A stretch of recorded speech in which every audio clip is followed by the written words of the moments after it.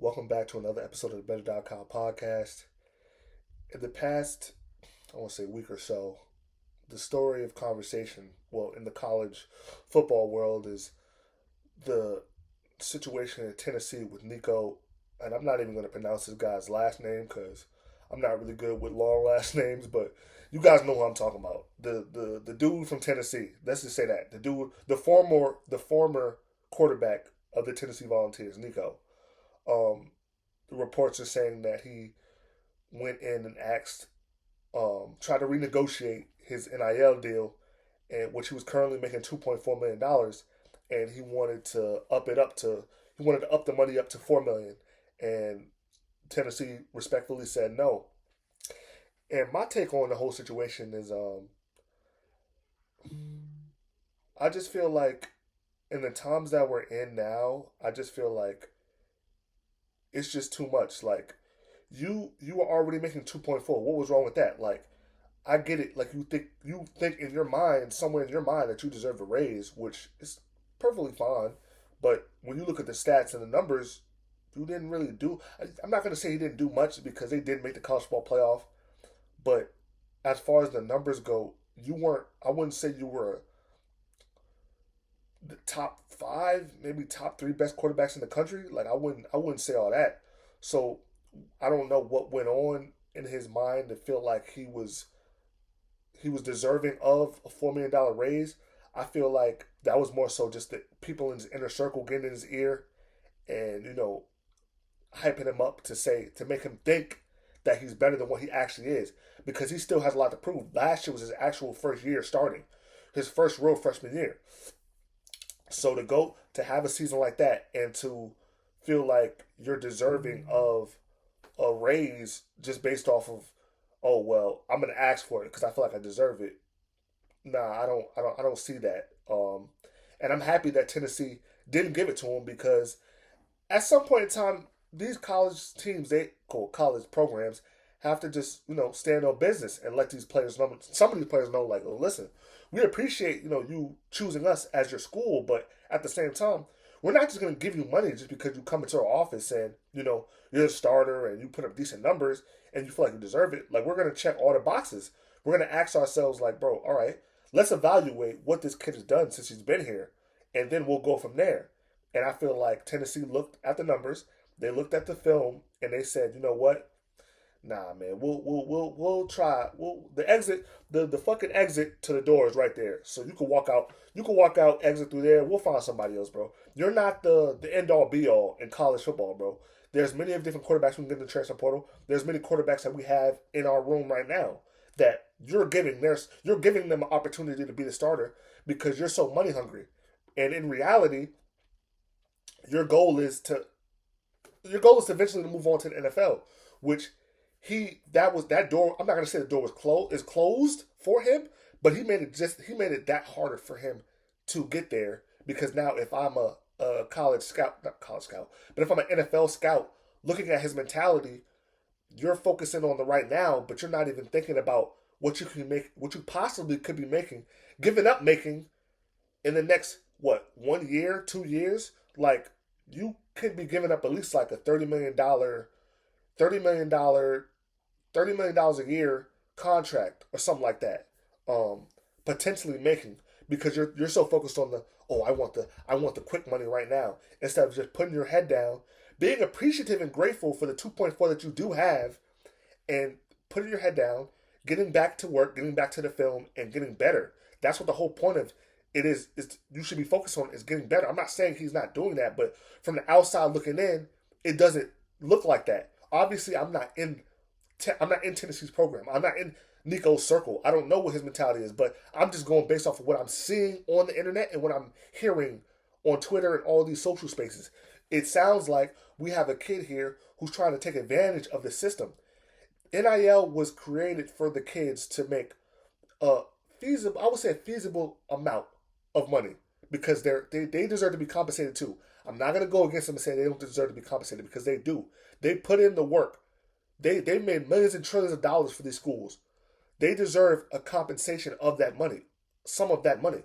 But when we're getting into the thick of things and I'm seeing some of the numbers that I'm seeing, I'm just like, oh, bro, like we're not even in the fucking national championship conversation, and you're talking about $4 fucking million. Like, what the fuck are you talking about, bro? Like, and if I'm a player, and not even if I'm a player, but he's making other players look bad because now it's like, damn, you giving other dudes a mentality of like from other programs like, well, if Nico asks for 4 million, hey, maybe I'll ask for 6 million or 7 million or 10 million because Nico did it. But in reality, if you're watching how this shit has been playing out since he asked for that money, it's not actually going very well for him right now. Because I'm seeing that it went from a few teams that were actually considering bringing him in to having a conversation with him about bringing him in to now he's running out of options really. When you really think about it, when you're really looking at it, like I seen that North Carolina was interested, but they backed out, and then I seen today Tulane was interested, but they backed out, and I think that his only options, and he's a West Coast kid, he's from California, if I'm not mistaken, but I think what he's trying to do is end up back in California, which there's a lot of teams in California that he could potentially play for, which I think he will. But I think the only problem is that when you bring this kid in, if I'm a coach thinking about what you just did to your coach at Tennessee, now I'm in the mindset thinking, what makes me think that you won't do that to us? Just because you're with us now doesn't mean that you're fully invested with us. You just want to know what the fuck does the funds look like? What the fuck does the money look like? Then I'll go from there. Are y'all gonna pay that $4 million that I asked them for? If not, then I'll just I don't know what he could possibly do. Go JUCO? I don't know. Sit out a year? That's not doing any good. Like, you're only as good as the film that you put on tape. And if you're sitting out for a year, somebody else is going to take that spot. Like, then we have other promising quarterbacks that's going to come in and they're going to show and prove. And they're going to show that they deserve to be drafted too. And that's going to be him getting moved back into the line, in the back of the line, and people are just going to forget about him. Because this college shit, it goes by quick for a lot of these kids. And it's easy to be forgotten in this shit. It's what have you done for me lately kind of football, bro. Sports in general. It's what have you done for me lately? That's what they look off. You're only as good as the film you put on tape. You're only as good as the stuff that you put on tape. So if I'm a scout or if I'm a high level NFL scout for one of these teams, I'm thinking like, damn, well, let's scratch his name off the potential list of quarterbacks that we're looking at in the next few years because, he's so focused on what the fucking money he could get now instead of thinking about long term what he could make it in the future. Truthfully, I wish him the best. I'm a Florida Gator fan. Mind you, don't mind the shirt. I'm a Florida Gator fan. But I wish him the best.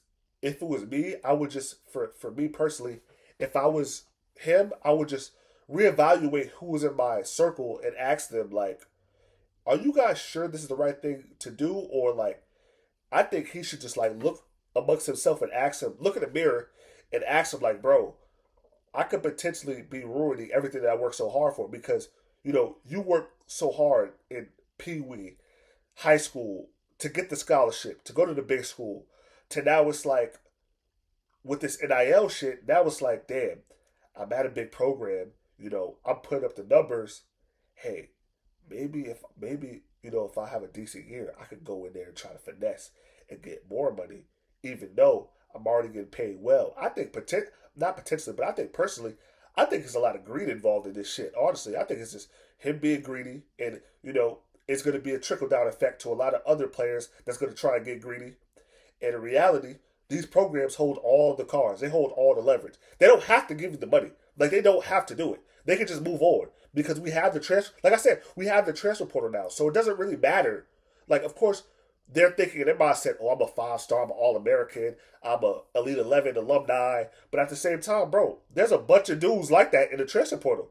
I'm not worried about that anymore. Like, that used to be the norm a few years ago, but with NIL and the transfer portal, I don't have to worry about, like, losing you because I want guys that want to be here. And a lot of you kids, because you are kids who, you guys have the national signing day and you're at the table with 5 hats and your mom and your dad are next to you and you're saying, oh, well, for the next 4 years, I'm going to be committed to. When in reality, you're not even really thinking about the next 4 years because in 4 years, in 2 years, you could be in the league. Or in 4 years, you could be at 4 different schools. So you're not really a lot of, I'm not going to say every kid because I don't want to put that someone on their names, because a lot of these kids do go to this school because of I want to say legacy and tradition. Uh, but we do have a small fraction of them, maybe a large fraction of them, that you know they're not really committed to the school. They're just there for they're just passing through. If we're being honest, they're just passing through. They're just trying to see how much money they can get, so then they can just move on to the next school, and the next school, and the next school.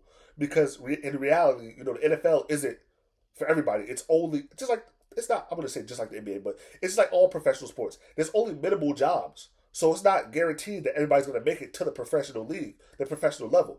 So I understand where some of these kids coming from.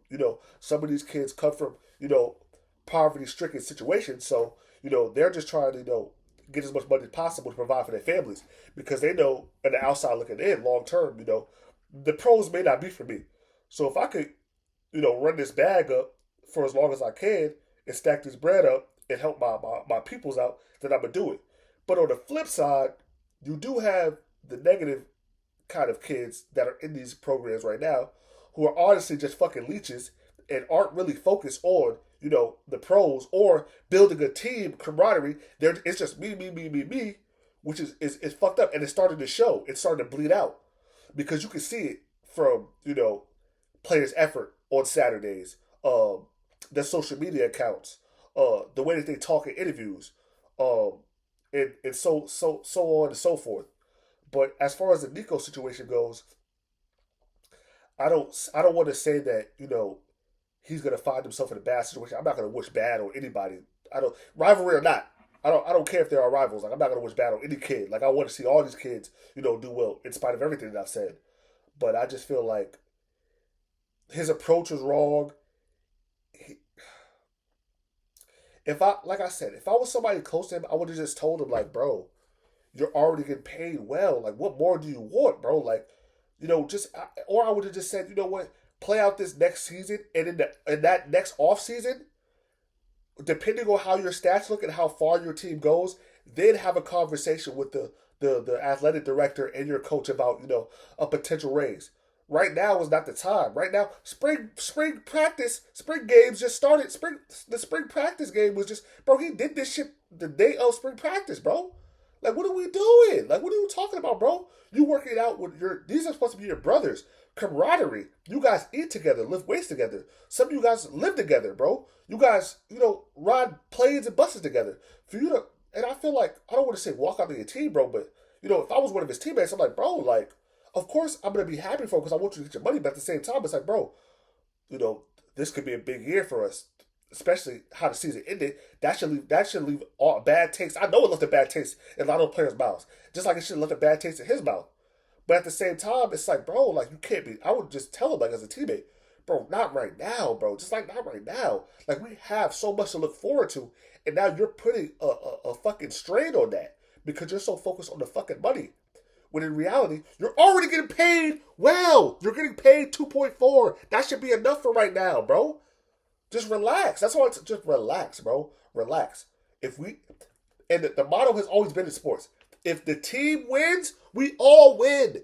But in this reality, it's not like that anymore. Not with this NIL shit. It's changed the whole landscape of college football and college sports as a whole. And I'm not saying that these players don't deserve to get paid.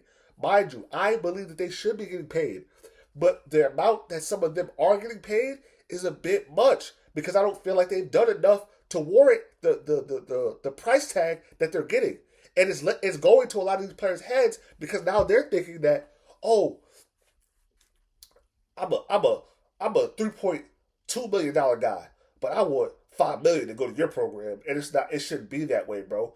It used to be a time, and I know it's not like this anymore, but it used to be a time where these kids were going to these schools just strictly based off of tradition, legacy, alumni, history, rivalries, all of that. Now it's like, fuck all of that. I'm going here because of the check. That's it. Where the fuck is the money at? I don't give a fuck about who played in this bitch. I want to know where the fuck is the money at, and that's fucked up because you're fucking up. You're fucking up a lot of shit. You're fucking up a lot of shit right now, and it's unfortunate. But as this shit goes on, I wish some of these kids the best. I never played college sports. I'm only giving my personal opinion. Some people may not, you know, like what I'm saying. Some people might like what I'm saying. At the end of the day, this is my platform, and I'm just speaking from the heart.